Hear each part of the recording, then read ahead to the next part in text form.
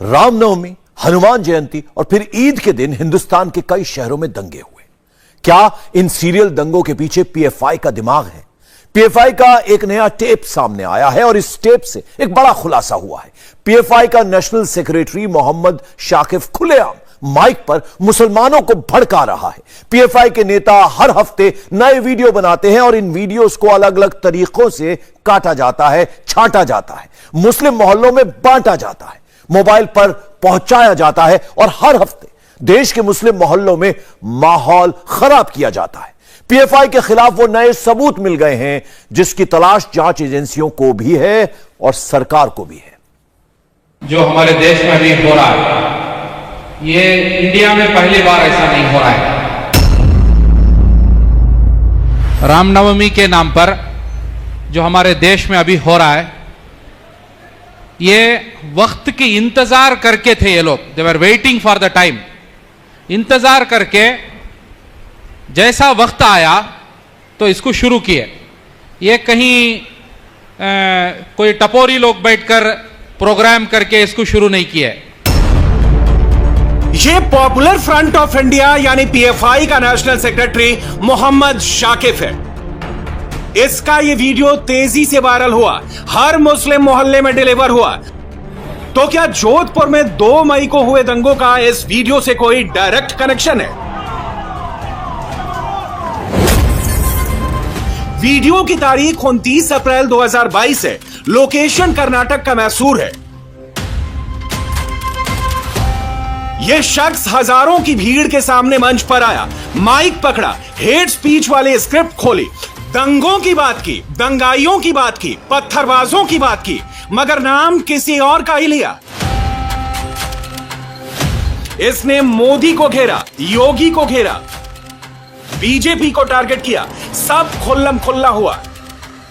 और इसके बाद 2 मई 2022 को जोधपुर में दंगाइयों ने तांडव मचा डाला। तो क्या जोधपुर दंगे की स्क्रिप्ट इसी भड़काऊ स्पीच के बाद रेडी की गई? इसको इंडिया का जो एस्टैब्लिशमेंट है, गवर्नमेंट स्पॉन्सर्ड प्रोग्राम से ये देश का गवर्नमेंट इसको चला रहा है। आज हम लोग इसको नहीं रोकेंगे। आज वी स्टिल हैव टाइम। पानी सिर्फ यहां तक आया है, पानी सिर्फ यहां तक आया है। अभी डूबने के लिए वक्त है।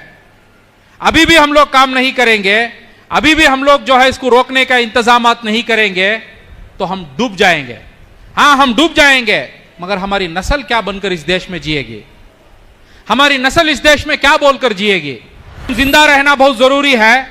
हम जिंदा नहीं रहेंगे तो कुछ नहीं कर सकते। इसके लिए हम उस भेड़िया से मुकाबला करना है। वो भेड़िया काटने आएगा तो हम उसके खिलाफ लड़ना चाहिए। सोचिए, देश के अलग अलग हिस्सों में दंगों में शामिल सारे दंगाइयों की लिस्ट आ चुकी है। किसने पत्थर मारा, किसने तलवार निकाला, किसने चाकू घोंपा, किसने पेट्रोल बम से हमला किया, सबकी लिस्ट रेडी है। सबका हिसाब हो रहा है। ना मजहब देखा जा रहा है, ना जात पात, मगर एजेंडा तो यह चलाया जा रहा है कि दंगों की आग में मुसलमानों को ही फंसाया जा रहा है। इस एजेंडे में मोदी विरोधी नेताओं का इकोसिस्टम भी है और पॉपुलर फ्रंट ऑफ इंडिया वाला सॉलिड कनेक्शन भी। बहुत गौर से सुनिएगा, इस शख्स ने जोधपुर दंगों से ठीक पहले दंगाइयों की क्या डेफिनेशन दी थी, कैसे भड़काया था, कैसे बहकाया था, देश में आग लगाने के लिए क्या क्या कहा था। क्या हुआ मध्य प्रदेश में, क्या हो रहा है दिल्ली में, जहांगीरपुरा में क्या हो रहा है? मस्जिदों पे हमला करेंगे, मुस्लिमों के घरों पे हमला करेंगे, दुकानों पे हमला करेंगे, जलाएंगे, सब करेंगे। उधर मुसलमान रोकने के लिए आएगा तो उसके घर को टारगेट करेंगे। किसका घर तोड़ा गया? क्या वो चोर थे, वो मक्कार थे, फ्रॉड थे? कुछ नहीं थे। हिम्मत वाले मुसलमान बच्चे वो आकर रोकने के वजह से उनका घर तोड़ा गया। बंदूक लेकर आने वाले, पेट्रोल बम्स लेकर आने वाले, तलवार लेकर आने वाले, ये सब आतंकवादी नहीं है। पत्थर लेकर अपने घर की हिफाजत, अपनी मोहल्ले की हिफाजत करने वाले आतंकवादी बन गए इस देश में।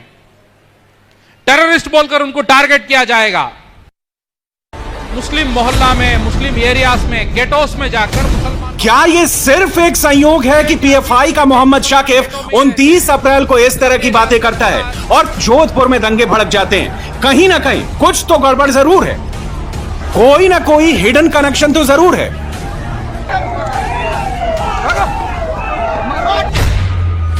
जोधपुर में हुई हिंसा के मामले में आदिल, अब्दुल, सत्तार, ताहिर, मूसा, इमरान गिरफ्त में है।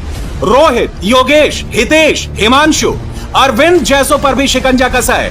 मगर पीएफआई के मन से यह नैरेटिव चलाया जाता है कि दंगों के आरोप में हमेशा मुसलमानों को ही फंसाया जाता है, उन्हें ही टारगेट किया जाता है।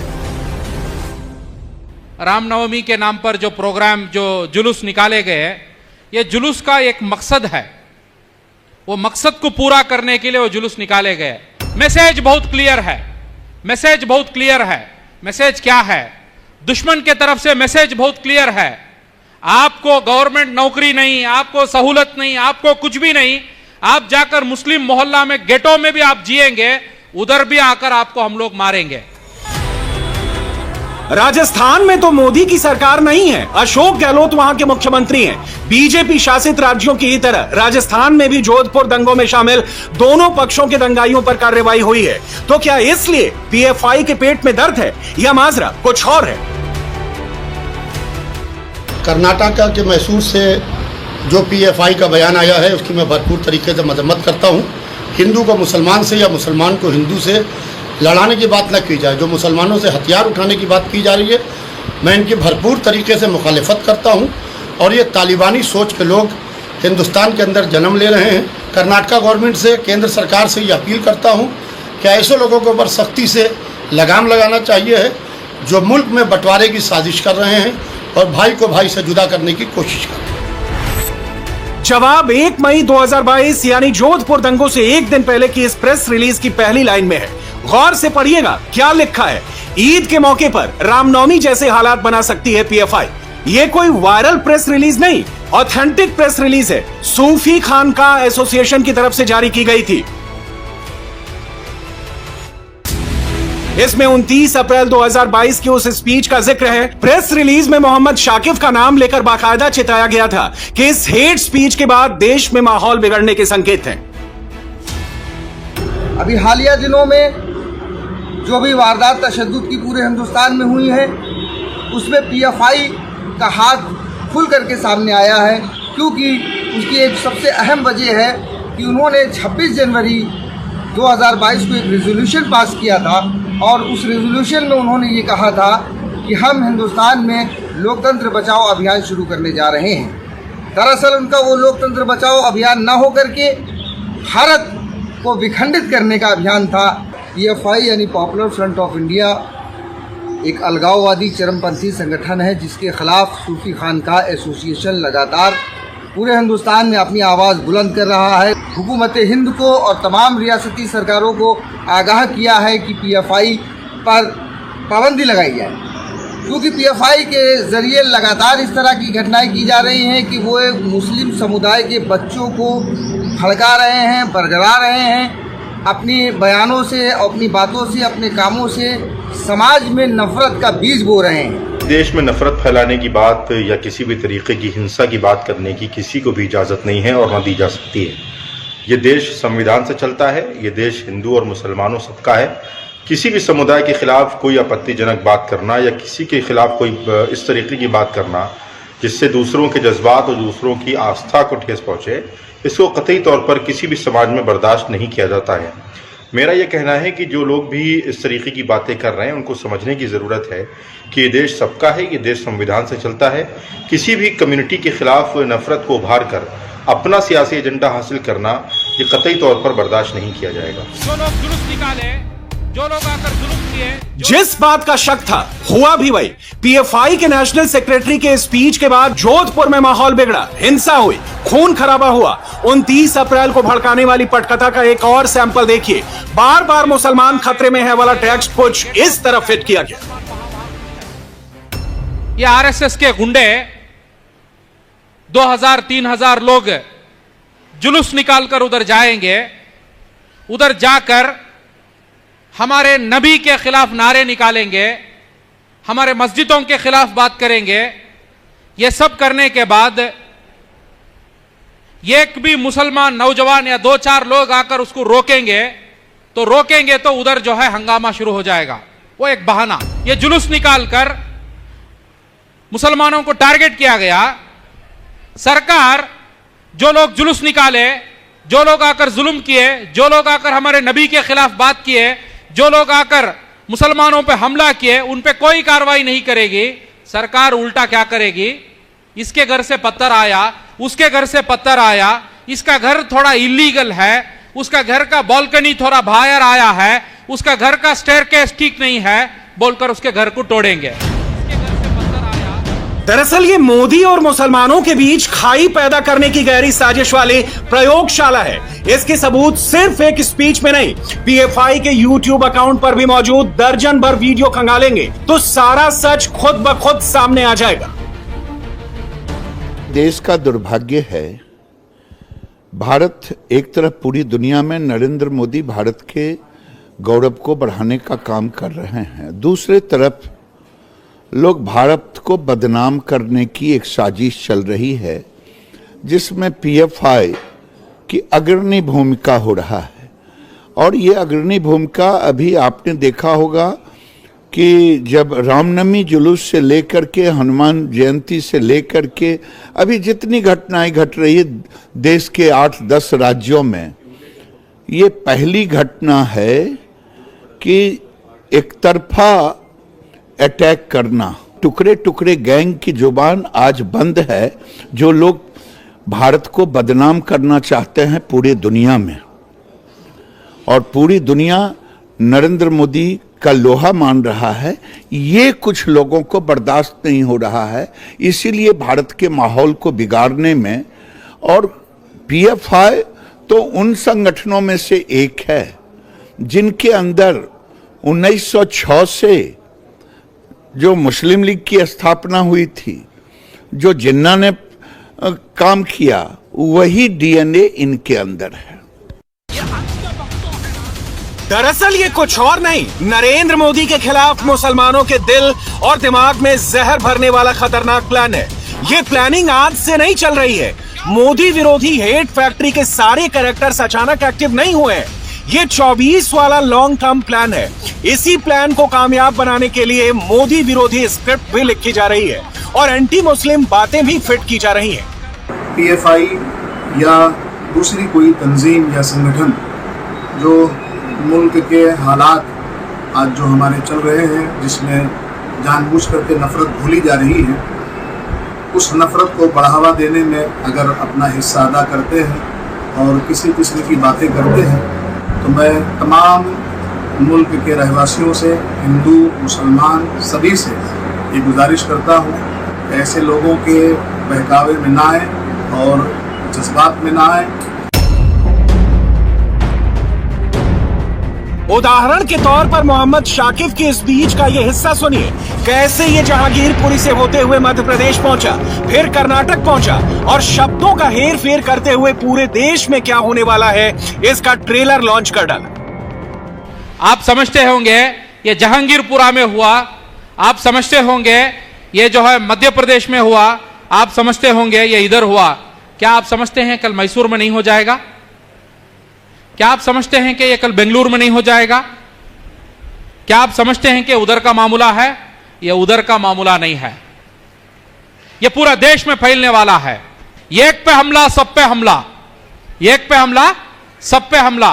वो हिजाब के मामले में भी वो 4-5 बेटियों पे जब हमला हुआ, ये पूरी मुस्लिम कौम सब पे हमला बोलकर खड़ती। क्या हिम्मत होती, क्या हिम्मत होती? ये मस्जिदों के आगे आकर पत्थर मारने वाले लोग जब पत्थर मारते, बाकी सब मस्जिद के लोग एक पे हमला सब पे हमला बोलकर खड़ते तो हमला होता? नहीं होता। सोचिए कैसी कैसी कहानी सुनाते हैं। नफरत की पाठशाला खोले बैठे ऐसे लोग आग लगाने के लिए क्या क्या नहीं कहते। ऐसी प्रयोगशालाओं का सिंगल पॉइंट एजेंडा ही है आरएसएस करो और चुपके से मोदी को घेरो। तभी तो हिंदू मुस्लिम करते करते सीधे आरएसएस को खत्म करने वाली तकरीरें शुरू हो जाती हैं। ये देश में जो आरएसएस का जो जुल्म है, हिंदू राष्ट्र बोलकर एक सावरकर का खोखला एजेंडा है, वो हिंदू राष्ट्र को हम रोक सकते हैं। कुछ नहीं होने वाला इसमें, कुछ होने वाला नहीं इसमें। ये इफ्तार पार्टीज ये सब करके कुछ होने वाला नहीं। जब तक हम आरएसएस के एजेंडे को मुकाबला नहीं करेंगे, जब तक हम आरएसएस की जुल्म और बर्बरियत को हम मुकाबला नहीं करेंगे, यह इफ्तार पार्टीज ये पार्टी से कुछ होने वाला नहीं है। यह आरएसएस इसको खत्म कर देगा, ये बीजेपी इसको खत्म कर देगा। We have to protect our democracy, we have to protect our constitution. इस देश में आरएसएस बोलकर एक गैंग्रीन आकर है, यह गैंग्रीन इस देश को धीरे धीरे धीरे धीरे खाकर आपको खा के खत्म कर देगा। यह गैंग्रीन से बचना है, यह गैंग्रीन के खिलाफ लड़ना है तो कुछ कुर्बानी करना ही पड़ेगा। बिना कोई कुर्बानी के आरएसएस से आप लड़ नहीं सकते। झूठे केस आप पे डालेंगे, पुलिस आपके घर को आएगी, झूठे केसों में ईडी आपको आके अरेस्ट करेगी, झूठे केसों में आपको 2-2 साल 5-5 साल जेलों में डालेंगे। यह सब चीज आप बर्दाश्त करने के लिए तैयार नहीं तो गुलामी के लिए तैयार हो जाओ। इसके लिए आप रेडी नहीं तो आपके बच्चों को इस देश में गुलाम बनाकर जाने के लिए तैयार हो जाओ।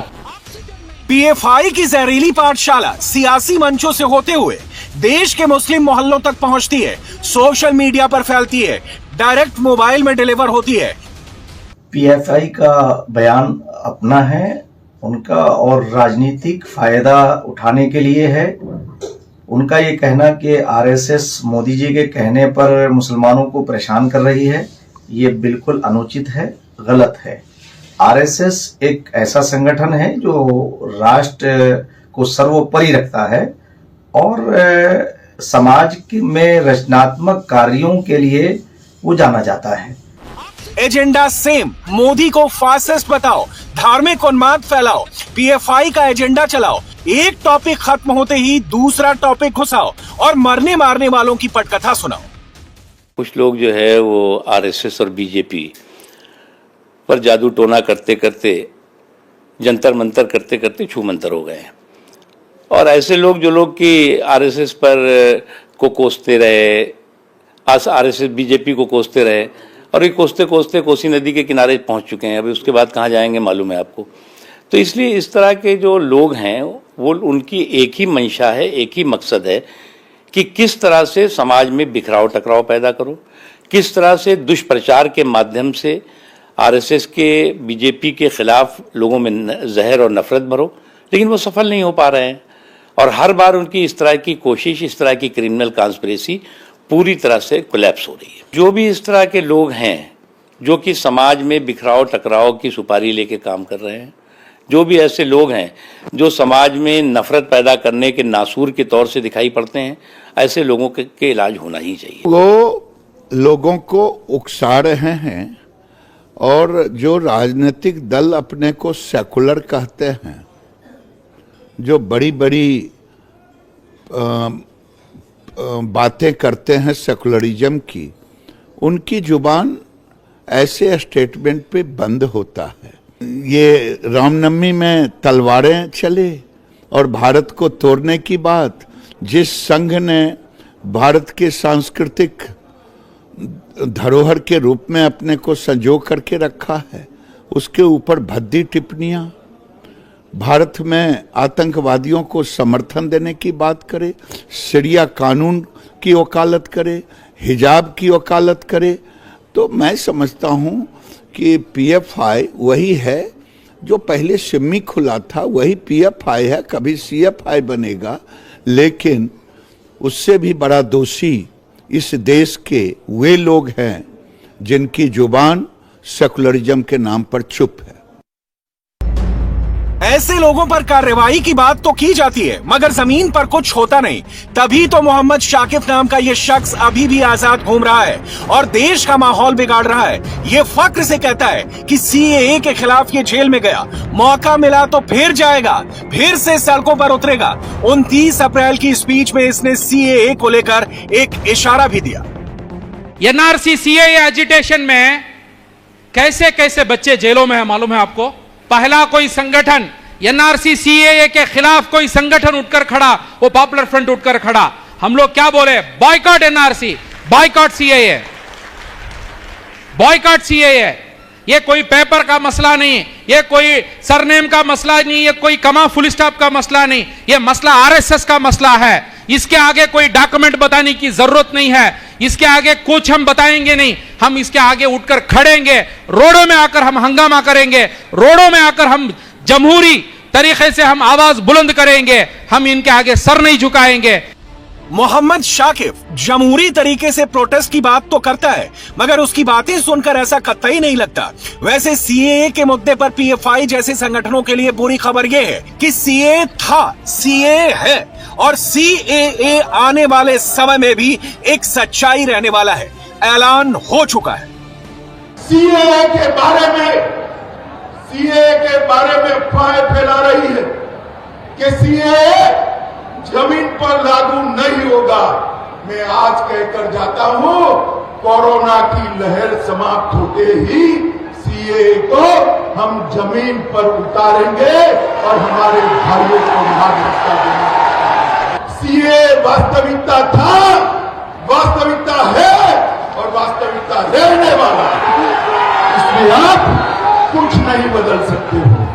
उकसाने, बहकाने और भड़काने वाले कैरेक्टर्स में सिर्फ पीएफआई नहीं है, अलग अलग मंचों पर तकरीरें देने वाले मौलाना और मुफ्ती ब्रिगेड भी इसमें बराबर के हिस्सेदार हैं। कभी हिजाब के नाम पर तो कभी अजान के नाम पर इस हेट मोदी प्रयोगशाला में हर रोज नए नए प्रयोग हो रहे हैं। शुरुआत मोदी से होती है, बात योगी तक पहुंच जाती है। मैसूर से पीएफआई का मोहम्मद शाकिब जहर उगलता है तो कर्नाटक के एक दूसरे लोकेशन से पूर्व प्रधानमंत्री एसडी देवगौड़ा की मौजूदगी में मौलाना मुजम्मिल साहब मोदी, योगी, यूपी, कर्नाटक करने लगते हैं। धमकी भरे अंदाज में ये कहते हैं, मोदी अंकल सही अजान सुन लेते तो पार्लियामेंट में बिल पास कर देते। भाई बहनों, हमने बिल पास किया है। आज के बाद हमारे भारत में 5 तो मजा नहीं 10 तो मजान होगी। कुछ लोग हमारे कर्नाटक को यूपी बनाना चाहते हैं। मैं साफ साफ कहना चाहता हूं, देवेगौड़ा जैसे सेकुलर लीडर और हम जैसे उलमा जब तक रहेंगे, कर्नाटक रहेगा, कभी यूपी नहीं बनेगा। कर्नाटक ये ख्वाब जो देख रहे हैं, कर्नाटक को यूपी बनाने का जो ख्वाब देख रहे हैं, और ये कर्नाटक था, कर्नाटक है, कर्नाटक रहेगा। कोई माँ ने ऐसा बच्चा जना नहीं जो मेरे कर्नाटक को यूपी बनाए। कोई बाप के खून से ऐसा बच्चा पैदा नहीं जो हमारे कर्नाटक को यूपी बनाए। तुम नफरत के जहर मत घोलो। ये हिंदुस्तान है, ये मोदी जी का हिंदुस्तान नहीं, ये योगी जी का हिंदुस्तान नहीं, ये हमारा हिंदुस्तान है, ये तुम्हारा हिंदुस्तान है, ये सबका हिंदुस्तान है, किसी के बाप का नहीं। अब हमारे मुल्क के हालात को न हुकूमत संभाल सकती है, न डिपार्टमेंट संभाल सकती है, न लीडर संभाल सकते हैं तो इन हमारे माँ और बहनों की दुआएं संभाल सकती हैं। पिछले कुछ दिनों में ऐसे एक नहीं दर्जन भर वीडियो सामने आए हैं जिनमें शुरुआत में तो अच्छी बातें होती हैं, धर्म को लेकर बड़ी बड़ी बातें कही जाती हैं, मगर अचानक बीच में मुसलमानों वाले स्क्रिप्ट फिट कर दी जाती है। ये जितने कट्टरपंथी आतंकवादी संगठन है ना, अपनी जान बचाने के लिए अपने को धर्म से जोड़ते हैं। इन बेवकूफों से पूछो कि धर्म में तो आतंकवाद होता ही नहीं। आतंकवाद कहाँ है? अबे आतंकवाद धर्म में नहीं है, आतंकवाद संगठन में है। इसलिए सरकार ये जुमला मैं आपको नजर करता हूं कि जब तक फातिमा जहरा का खानदान रहेगा, भारत में मुसलमान रहेगा।